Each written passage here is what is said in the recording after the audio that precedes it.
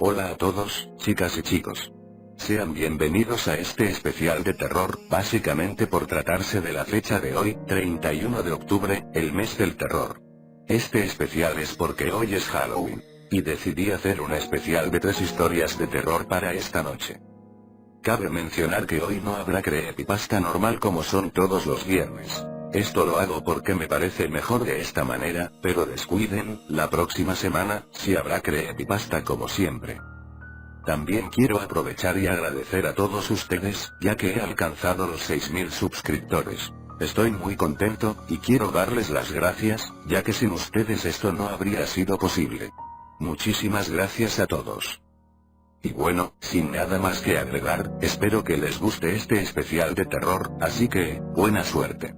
Comencemos.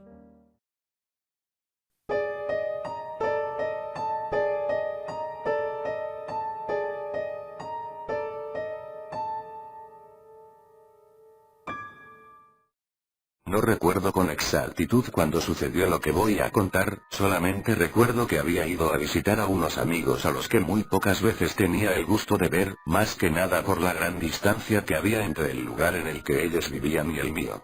Por esto es que, al vernos, pasábamos el día entero recordando las anécdotas que tuvimos la suerte de vivir en otros tiempos. Por lo regular nuestra plática se extendía hasta la madrugada, y aquella vez no fue la excepción. Tras despedirme de mis amigos comencé a caminar por las solitarias calles en dirección a mi casa, sin embargo después de apenas unos minutos, vi a una hermosa joven que caminaba en sentido opuesto al mío, lo cual me pareció muy extraño debido a la hora. En el momento en el que ella pasó junto a mí, no fui capaz de resistirme a hablarle, y usé como pretexto el hecho de que yo no conocía bien esos lugares. En este punto tengo que decir que aunque sé perfectamente que esto era una tontería, la belleza de la joven me cautivó tanto que hubiera hecho cualquier cosa con tal de conocerla. Ella respondió amablemente la pregunta que le hice, así que me atreví a preguntarle su nombre y ella me dijo que se llamaba Elizabeth. Entonces le pregunté qué hacía afuera de su casa a esas horas, ella respondió que no quería sentirse atrapada en ese lugar por ahora. Al ver la profunda tristeza en su bello rostro al decir estas palabras, no quise insistir más con el tema, pues no quería molestar a la mujer más bonita que yo había visto en toda mi vida.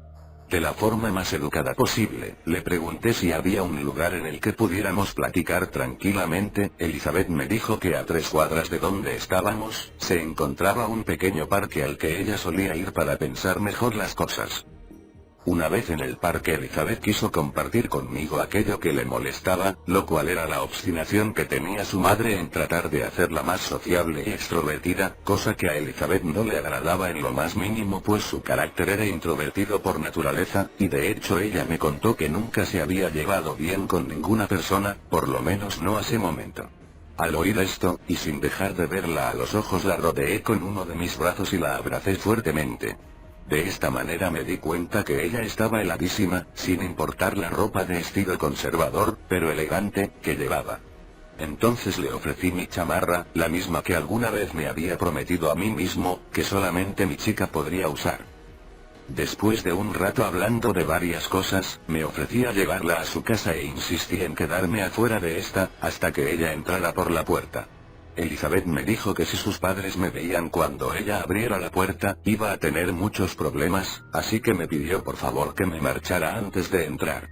Aunque no me agradaba nada la idea de dejarla sola ni por un segundo, acepté de mala gana su petición, pues no quería que Elizabeth tuviera algún problema por culpa mía.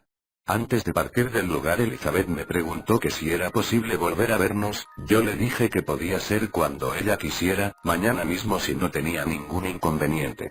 Entonces ella sonrió y me dijo que le parecía perfecto vernos mañana, y añadió que era una promesa y que no la olvidará.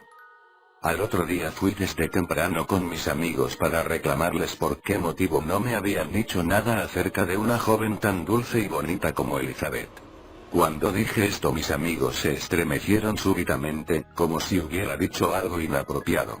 Uno de ellos me respondió que no conocían a nadie con ese nombre.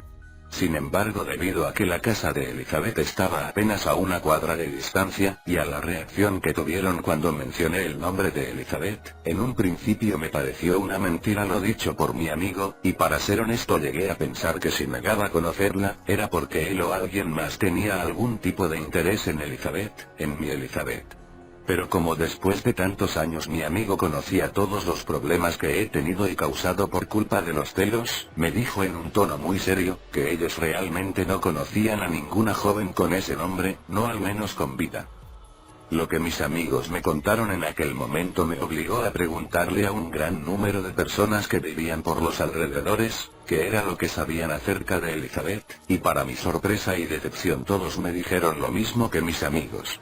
Que ella había sido una hermosa y solitaria joven, que un día sorpresivamente le quitó la vida a sus padres a causa de la necedad e insistencia de su madre por tratar de forzarla a hacer amigos, a pesar de las negativas de Elizabeth. La cual después de haber asesinado a sus padres tomó varios medicamentos que la hicieron caer en un sueño del que ya no despertó. Incluso después de oír esta horrible historia de varias personas distintas, aún me negaba a creer que la Elizabeth que había conocido una noche antes hubiera sido capaz de hacer algo así. Ni qué decir del hecho de que ella ya no era parte de este mundo. Para terminar con mis dudas le pedí a mis amigos que me llevaran a la tumba de Elizabeth.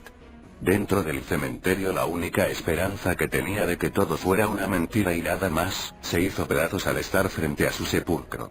En ese instante le dije a mis amigos que me acompañaran a mi casa pues no soportaba estar más tiempo en aquel lugar tan lúgubre. Ya por la noche en ese mismo día empezaron a ocurrir extraños sucesos en mi casa. Objetos que se caían de su lugar sin motivo aparente, puertas que se cerraban de forma violenta, a pesar de que no acostumbro a dejar abiertas las ventanas de mi casa, y algunas otras cosas fuera de lo normal.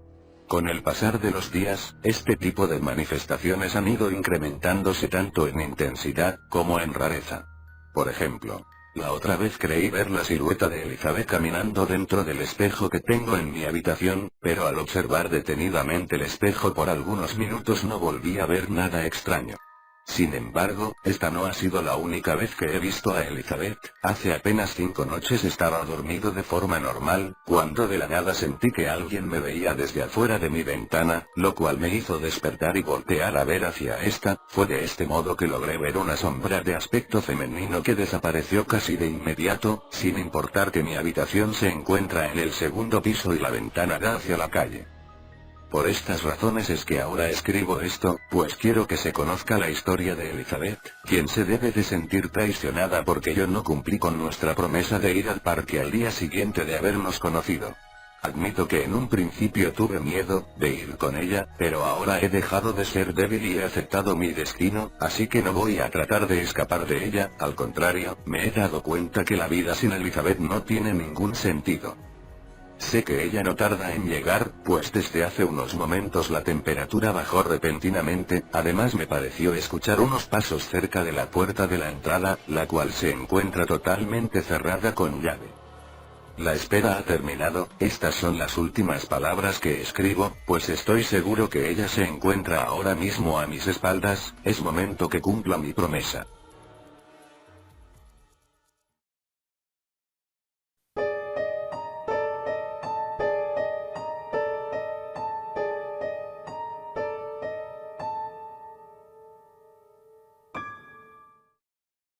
Llegué al aparcamiento a las 12 como siempre, cerré la cancela con candado y entré en la caseta donde siempre me quedo.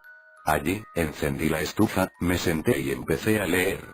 Al principio, la noche estaba tranquila, pero al cabo de una hora o así, escuché el motor de un camión y al mirar por la ventana, vi que efectivamente había un camión, esperando para entrar.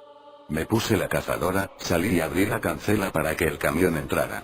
Después de aparcar, la puerta del camión se abrió y bajó un hombre al que yo no conocía. «Buenas noches», saludé. «Buenas noches», respondió él. Luego guardó sus cosas en un coche y antes de montarse, me dio una botella de vino y me encargó que se la diese a Juan, el jefe del aparcamiento. Luego se despidió, se montó en el coche y se fue. Bueno, pues la noche siguió normal, pero lo que da miedo viene ahora. A la mañana siguiente fui al aparcamiento a buscar a Juan para darle la botella. Lo encontré en la caseta, me acerqué a él y le dije: Juan, esta botella la han traído para usted. ¿Quién la ha traído?, preguntó él. Yo le expliqué lo de la noche anterior y al acabar, Juan me dijo: José, eso no puede ser. Que sí, Juan, que un hombre estuvo aquí con un gran camión azul, y lo aparcó justo allí. Entonces al darme la vuelta vi que el camión no estaba. Me quedé helado y aún me quedé más cuando Juan me explicó: José, el camionero que dices, se llamaba Damián y hace 2 meses, salió para Alemania.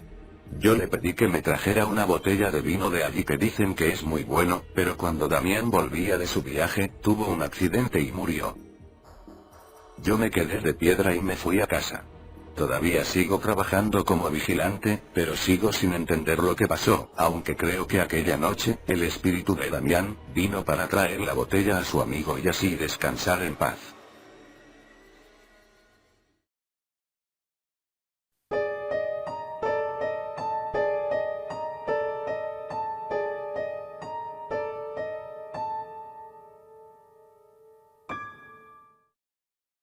Llegan las 12 de la noche, el filo entre la realidad y el sopor.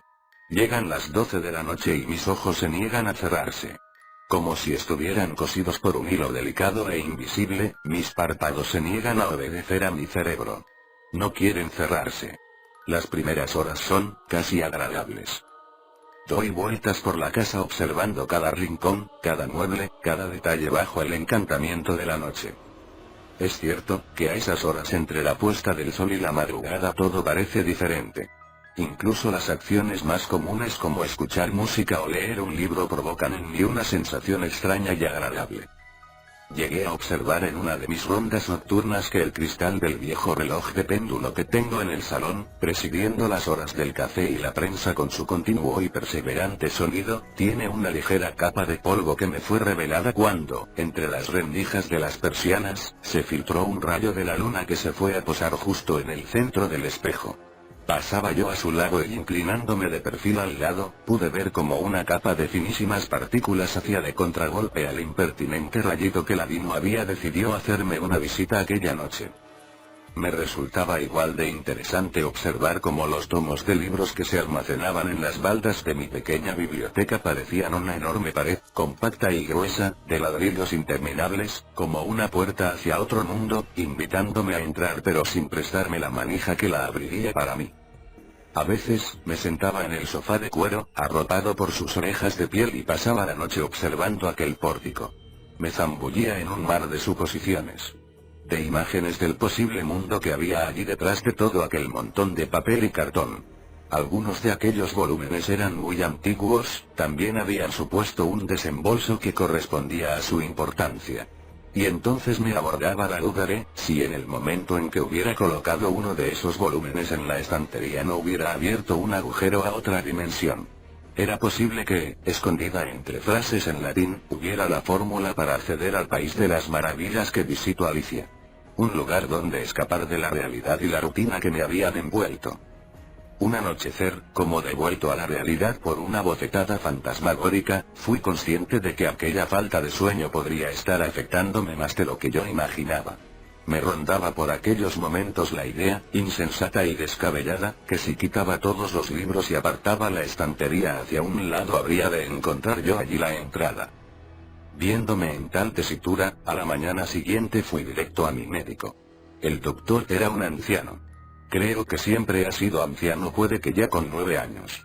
Él fue el mentor de la salud de toda nuestra familia hasta la muerte de mi padre, de una pulmonía. Sabíamos que sus baños nocturnos en el lago no traerían nada bueno a pesar de sus insistentes máximas en las cuales hacía grandes halagos a los beneficios de los baños de agua y luz de luna. Su consulta estaba ubicada en un edificio igual de viejo, en el centro de Londres.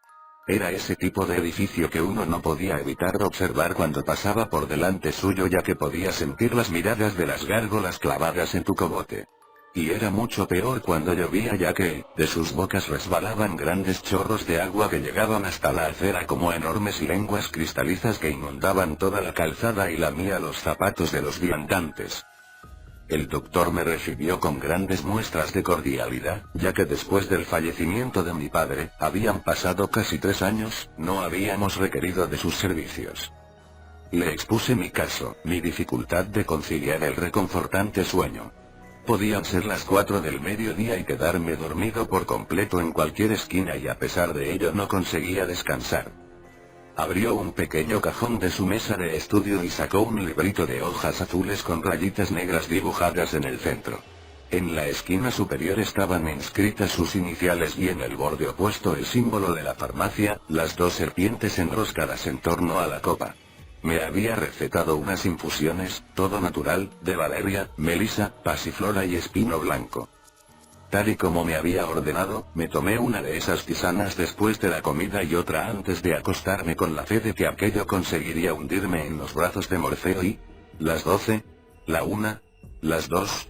Me vi sentado otra vez en el sofá delante de la estantería de libros con la vista perdida en algún punto de la infinita oscuridad. Aquella pócima no había dado resultado y, al contrario de lo que me esperaba, me sentía más inquieto que de costumbre. Había llegado a la conclusión de que podría ser algo hormonal, el cuerpo humano es a veces demasiado sabio incluso para los propios doctores. Me levanté y crucé la sala para dirigirme al baño y refrescarme la cara en el lavabo. Cuando me miré al espejo pude comprobar que unas venitas rojas habían aparecido alrededor de mis pupilas como consecuencia de la falta de sueño y los párpados estaban ligeramente encarnados por sus bordes. Con un escalofrío que me recorrió todo el cuerpo vi, a través del espejo, una claridad mortecina que procedía de la sala. Provenía de algún punto justo delante de mi sofá. Me giré lentamente con los ojos cerrados, albergando la esperanza de que todo hubiera sido un efecto óptico o producto del cansancio. Pero al abrirlos la luz seguía allí inundando la estancia con una luz tenue. Tímido pero con cierta curiosidad adelanté un poco mi cuerpo por la puerta intentando alcanzar a ver algo.